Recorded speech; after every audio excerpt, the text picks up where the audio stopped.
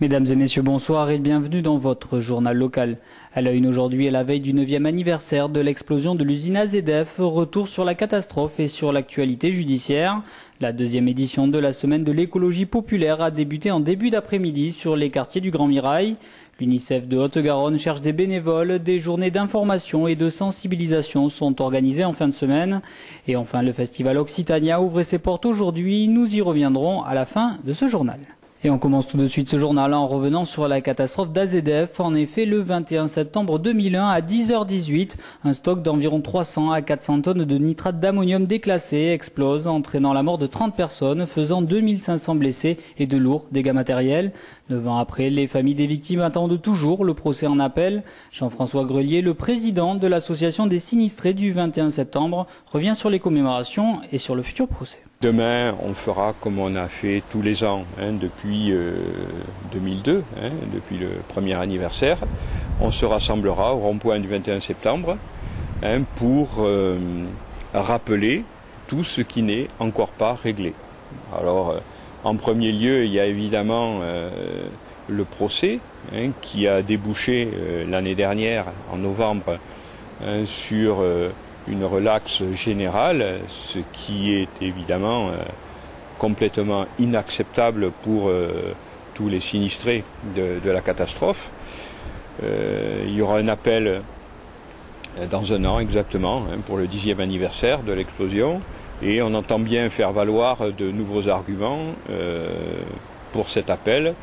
En particulier, on entend s'appuyer sur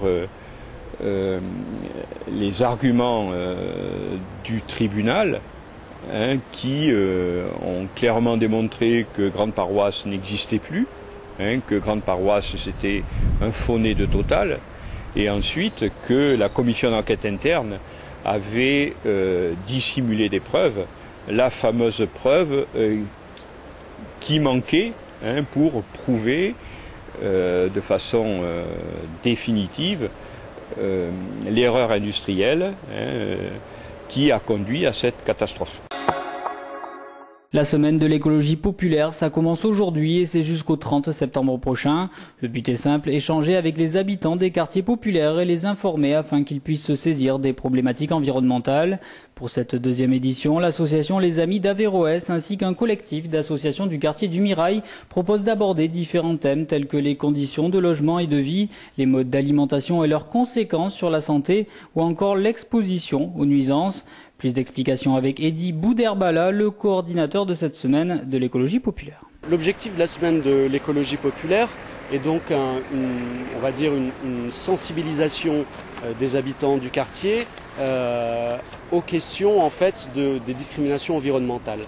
Et un des objectifs, c'est de les aider à se saisir de ces objets-là pour essayer de réfléchir dessus et puis de voir comment on peut agir collectivement ensuite au niveau associatif pour faire avancer les dossiers. Alors l'idée en fait de départ, ça a été de décliner la semaine sur l'ensemble des thématiques en fait. Donc on a journée autour du thème santé et alimentation, aujourd'hui donc lundi, avec un certain nombre d'ateliers autour des questions de l'alimentation, de la projection d'un film de Jean-Paul Jot qui s'appelle Nos enfants nous accuseront, qui est un magnifique plaidoyer sur à la fois l'introduction du bio dans les cantines des écoles et surtout une réflexion sur l'utilisation massive des pesticides dans l'agriculture intensive en France et des dégâts en termes de santé publique en fait sur la santé des gens, à la fois des agriculteurs mais aussi à la fin en bout de chaîne dans les assiettes. L'UNICEF lance une campagne nationale de recrutement. Rappelons que cet organisme œuvre en faveur de l'enfance défavorisée avec déjà 6200 bénévoles. Alors bénévoles, pourquoi pas moi? C'est le nom de cette campagne soutenue par Mimi Mathieu et réalisée pour l'occasion par des comédiens bénévoles. Une recherche de bénévoles un peu spéciale. Plus d'explications avec Marie-Hélène Bohardy, la présidente de l'UNICEF 31. On recrute tout un tas de bénévoles pour ces équipes, alors que ce soit dans la communication, que ce soit pour nos stands de vente, puisque nous allons lancer notre campagne de vente qui va avoir lieu grosso modo sur novembre et décembre. Donc là, un fort besoin. Nous avons également besoin de personnes pour s'occuper de la sensibilisation des publics.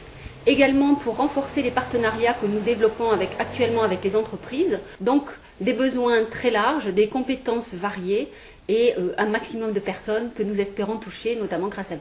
On essaie cette année pour que nos futurs bénévoles se rendent bien compte de notre mission, puissent échanger avec les bénévoles qui travaillent déjà activement à l'UNICEF. Nous avons décidé de les accueillir ici, donc dans nos locaux, les 23 et 24 septembre, donc jeudi et vendredi, de 11h à 19h en non-stop.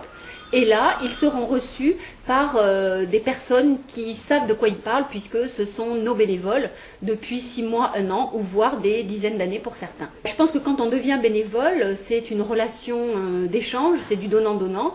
Et donc le futur bénévole a envie de donner, mais il a aussi envie que ça se passe à la fois dans une bonne ambiance, il a envie de faire partager ses compétences, et tout ça en travaillant en équipe. Donc ça nous paraissait aujourd'hui primordial de faire rencontrer ces différentes personnes.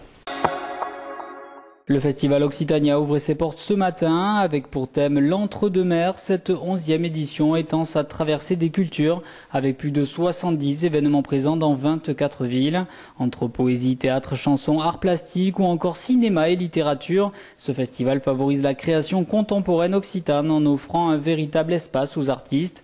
Plus d'explications avec Jean-Paul Becquevort, le directeur artistique du festival. C'est un festival, alors comme son nom l'indique, c'est bien clair, le festival Occitanie, donc son premier objectif, c'est de diffuser la création occitane contemporaine. Voilà. Et aussi de le faire dans une optique d'ouverture à partir de la culture occitane, parce que effectivement, la culture occitane, comme toutes les cultures du monde, est liée aux autres cultures et s'est confrontée au cours des siècles aux autres cultures et aujourd'hui encore s'y confronte par rapport à des problématiques présentes. Donc, dans le cas du festival, il y a toujours des ouvertures par rapport justement à la culture occitane.